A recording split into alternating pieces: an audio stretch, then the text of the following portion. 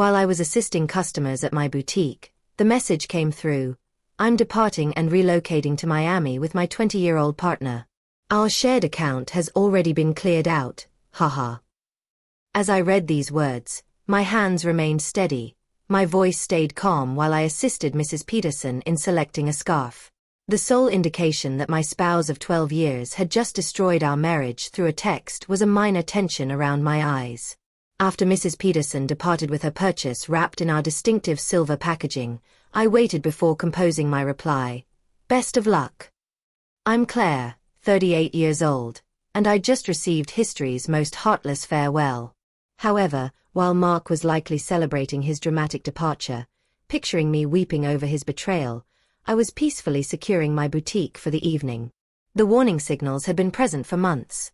Late work nights that didn't correspond with his salary deposits, abrupt phone password modifications, his newfound religious gym attendance, purchasing fresh clothing in an attempt to reclaim his youth.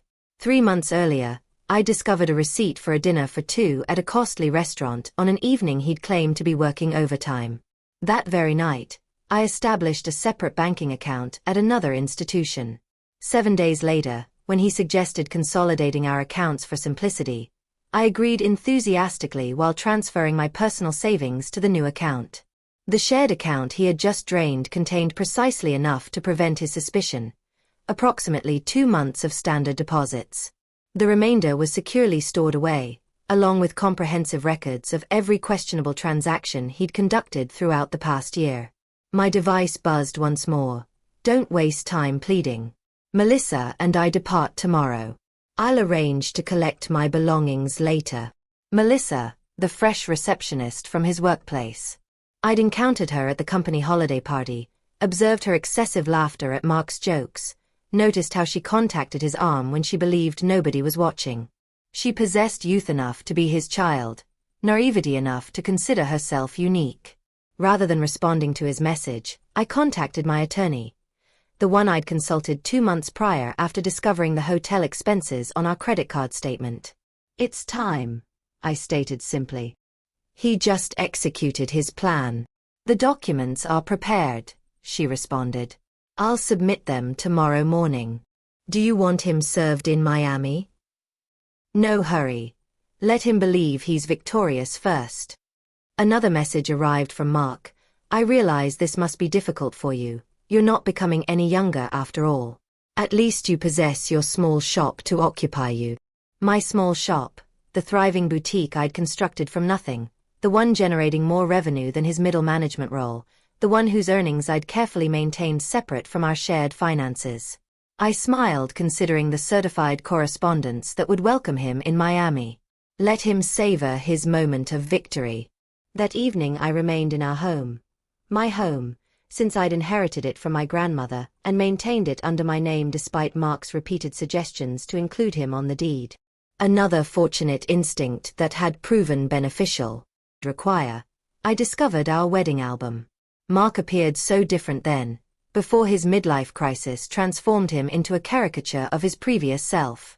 Currently, he wore shirts too snug for his softening midsection, attempted too desperately to connect with the 20-somethings at his office, used slang that sounded absurd coming from a 45-year-old man. My phone continued buzzing with his messages, each more patronizing than the previous. I've been orchestrating this for months. Melissa comprehends me in ways you never could. You'll be fine. Perhaps you'll find someone more suitable for your age. Already informed my family. They concur we drifted apart. It's truly nobody's fault. I captured screenshots of each message, adding them to my evidence collection. Let him excavate his pit deeper. My lawyer would appreciate his casual confession of premeditation, his joyful declaration about draining our account. The final message captured my attention. By the way, I utilized the joint card to reserve our flights and hotel. Consider it my farewell present. Perfect. I contacted the credit card company. Mrs. Harrison speaking. I need to report fraudulent charges and cancel a card immediately. Certainly, ma'am. Can you identify the charges? 2 first-class tickets to Miami reserved today, hotel charges at the Royal Palm, and I need to remove my husband as an authorized user. Do you possess documentation of the fraud? Text messages from my husband confessing he used our joint card to book travel with his girlfriend after emptying our bank account. I'll gladly forward them. The representative's professional tone couldn't completely conceal her satisfaction as she cancelled the charges. Mark and Melissa would arrive at the airport tomorrow to discover their tickets invalidated, their hotel reservation terminated. My phone buzzed again. Don't worry about the house. I'll permit you to remain there until you locate something smaller. I genuinely laughed aloud at that one. Did he truly believe he possessed any claim to my grandmother's house? Had his ego expanded so enormously that he'd forgotten whose name appeared on the deed? Another buzz. And I understand the shop holds significance for you.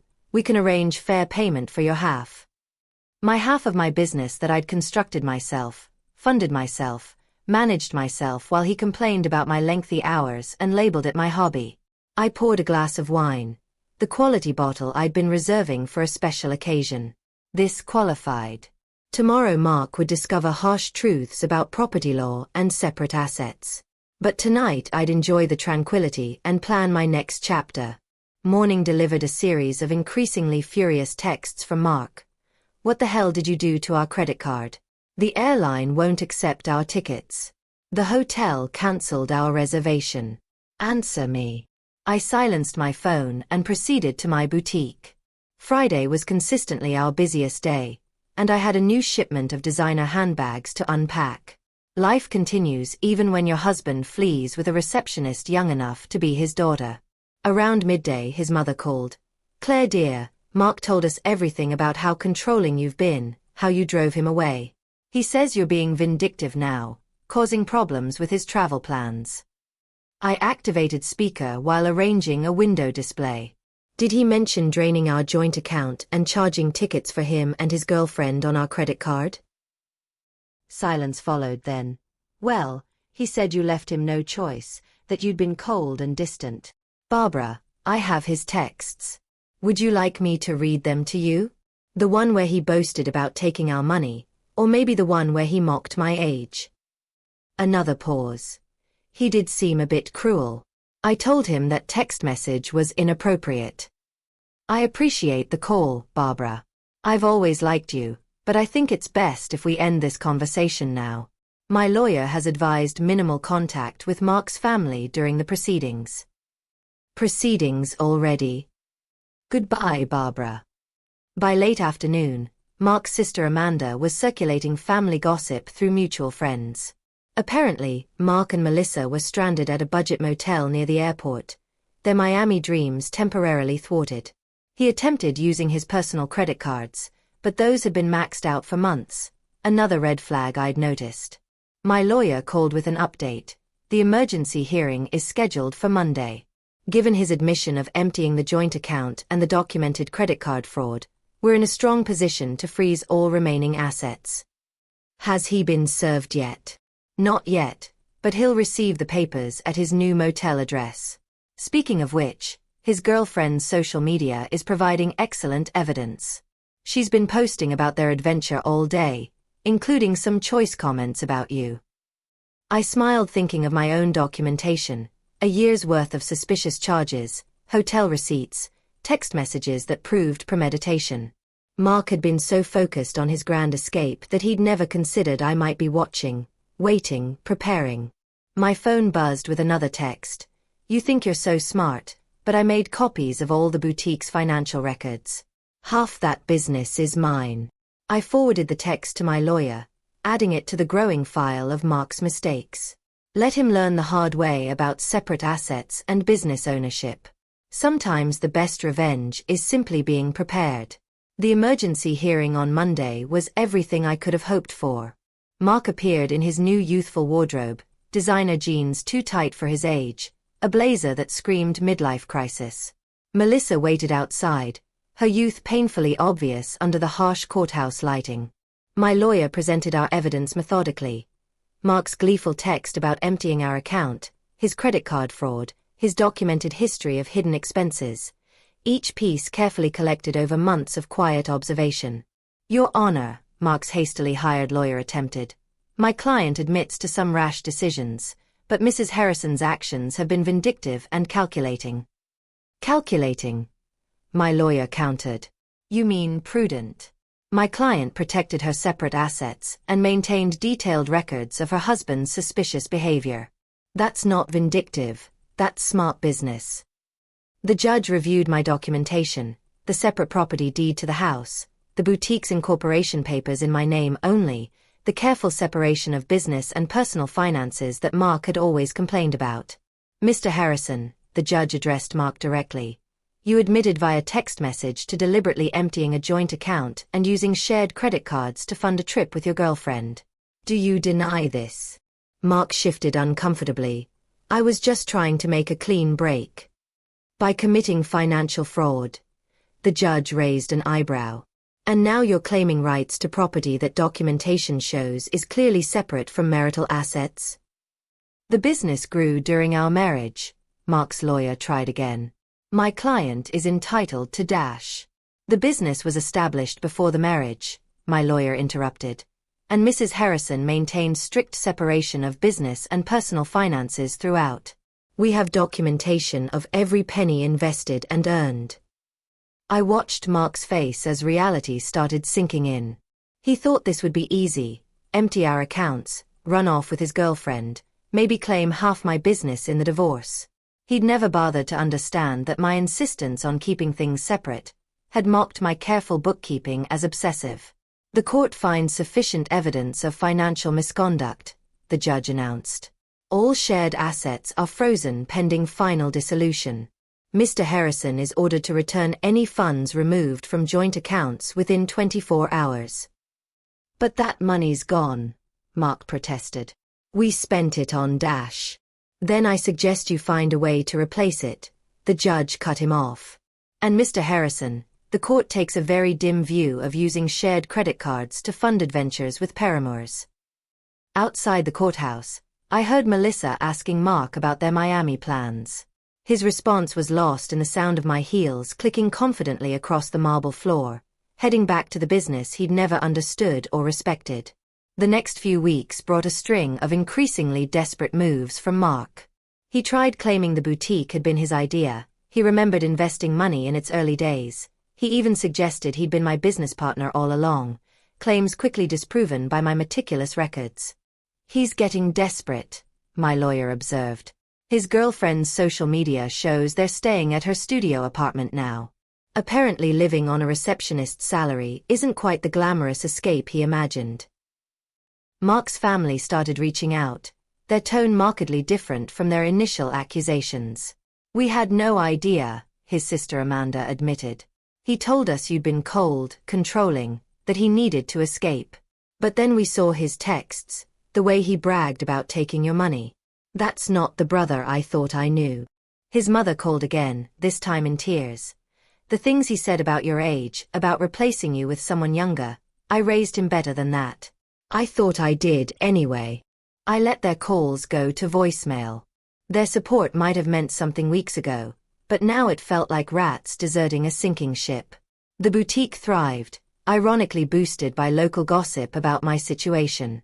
Women started coming in specifically to show support, often leaving with far more than they'd planned to buy. My ex tried something similar, one customer confided while buying a designer handbag. Thought he'd take everything in the divorce. Men like that never expect us to be smarter than them. My phone still buzzed occasionally with texts from Mark, his tone swinging between anger and manipulation. You've ruined everything. I never meant to hurt you. You'll regret being so vindictive. Can't we work something out? That business would be nothing without my support. I forwarded each message to my lawyer without responding. Let him dig his hole deeper. Through the grapevine, I heard Melissa was having second thoughts. Apparently, sharing her studio apartment with a middle-aged man who couldn't afford his own place wasn't the romantic adventure she'd imagined. The age gap that had seemed exciting during secret hotel meetings felt different in the harsh light of reality. She posted about toxic relationships and learning from mistakes yesterday, my lawyer mentioned during an update call, and removed her relationship status this morning. I almost felt sorry for Mark. Almost. But then I remembered his haha after telling me he'd emptied our account, the casual cruelty of his comments about my age, the way he'd assumed I'd be helpless without him. Instead of pity, I felt something else, pride. Pride in my foresight, in my quiet strength, in my ability to protect myself while he underestimated me. The final divorce hearing painted a very different picture from Mark's imagined triumph. Gone was his cocky attitude, replaced by barely concealed panic. Melissa was noticeably absent. She'd moved on to a coworker her own age, according to office gossip. Mark had shown up in his old clothes, the designer wardrobe apparently returned to help repay the joint account he'd emptied. His lawyer looked tired, probably from trying to find loopholes in my documented separation of assets. Your Honor, Mark's lawyer attempted one last time. Despite the separate property documentation, my client contributed to the growth of his wife's business through moral support. Moral support? My lawyer interrupted. Like these text messages belittling Mrs. Harrison's business as a little shop? Or these social media posts calling it her hobby? The judge had clearly seen enough. The final settlement reflected my careful planning. I kept my house, my business, and my separate assets. Mark got his personal possessions and his car, which was worth less than he owed on it. You've destroyed me, he hissed as we left the courthouse. I'll have to move back in with my parents. No, Mark. You destroyed yourself. I just made sure you couldn't destroy me too. His mother was waiting outside, ready to drive him to her house, his new home at 45. The irony of his situation wasn't lost on anyone. The man who'd mocked my age was now living in his childhood bedroom while I continued running my successful business. You planned this all along, he accused. You knew this would happen. No, I just paid attention. And unlike you, I understood the value of keeping good records. His mother stepped between us. That's enough, Mark. You've embarrassed yourself enough already. As they walked away, I heard her start in on him. Honestly, what were you thinking? A 20-year-old? Emptying bank accounts? Sending those horrible texts? I watched them disappear into the parking lot, feeling nothing but relief. Mark had thought he was writing the ending to our story with that cruel text. Instead, he'd merely set my carefully laid plans in motion. My phone buzzed, not with texts from Mark this time, but with notifications of new orders from my boutique's website. Life was moving forward, just not in the direction he'd imagined. Part 3, Segment 1. 6 months after the divorce was finalized, my boutique had expanded to a second location. The irony wasn't lost on me. While Mark struggled to rebuild his life, the little shop he'd dismissed was thriving. I'd hired 3 new employees and launched an online store that was gaining traction nationally. News of Mark's situation trickled back through mutual acquaintances. He'd tried dating apps but found women his age weren't interested in a middle-aged man living with his parents. Younger women, having heard about his history through office gossip, steered clear. Melissa had apparently warned her friends about him, sharing screenshots of his desperate attempts to win her back after she'd left. His career suffered too. The company's HR department had launched an investigation into his relationship with a subordinate, resulting in a formal reprimand. The promotion he'd been expecting went to someone else, someone who didn't have a history of inappropriate relationships with reception staff. He tried to claim age discrimination, Amanda told me during an unexpected visit to the boutique. Said they were punishing him for dating someone younger. HR just added that complaint to his file. I was surprised to see his sister in my store, but her presence spoke volumes about how thoroughly Mark had alienated his own family. I know we didn't support you at first, she admitted, running her fingers over a silk scarf. He played the victim so well. But watching how he handled everything, how he acted afterward, I'm ashamed we ever believed him. My lawyer kept me updated on Mark's continued attempts to challenge the divorce settlement. Each petition was denied, his claim of unfair distribution dismissed based on the evidence of his own actions. He actually tried arguing that his text about emptying the account was just a joke, she told me, laughing. The judge asked if haha made theft less illegal. The boutique's success brought unexpected validation. Local business magazines wanted to feature my story, not as a scorned wife, but as a savvy businesswoman who'd protected her interests. Young entrepreneurs asked for advice about keeping business and personal finances separate. The best protection is preparation, I told one young woman who reminded me of Melissa, and always trust your instincts. Mark's mother called occasionally, usually after he'd done something particularly self-destructive. He'd tried online gambling, hoping for a quick fix to his financial problems. He'd gotten involved with a pyramid scheme that promised fast returns. Each attempt to recover his former lifestyle just dug him deeper into trouble. I don't know where we went wrong with him, she sighed during one call. His father and I offered to help him get back on his feet if he'd just take responsibility for his actions. But he's still blaming everyone else. You, Melissa, his company, the judge. I listened politely but maintained my distance. Their family drama wasn't my problem anymore. My life had moved forward, filled with plans for a third boutique location and a possible expansion into luxury accessories. The only reminder of Mark's impact on my life was a framed screenshot hanging in my office, his final text before I blocked his number. Have fun with your little shop. At least it'll keep you busy in your old age. Below it sat my latest business award, proof that sometimes the best revenge is simply succeeding on your own terms. 1 year after the divorce, I hosted a grand opening for my third boutique location. The event attracted local media, and the story they wanted to tell wasn't about my failed marriage. It was about a successful businesswoman expanding her brand. Mark's betrayal had become a mere footnote in my success story. During the event, Melissa unexpectedly walked in. She looked younger than ever, or maybe I just felt that much stronger.